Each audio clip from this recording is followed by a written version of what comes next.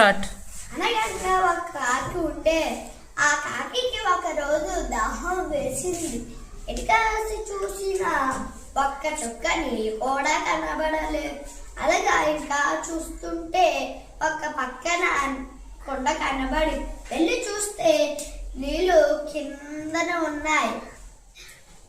కాకి ఆలోచించింది, పక్కనున్న రాయి పిక్కల్ని తీసి కొండలో వేస్తున్నాడు.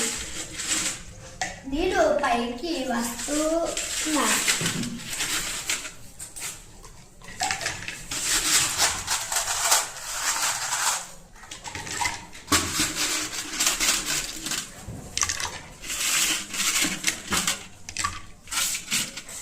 కాకి సంతోషంగా తాగి ఎగిరిపోయింది.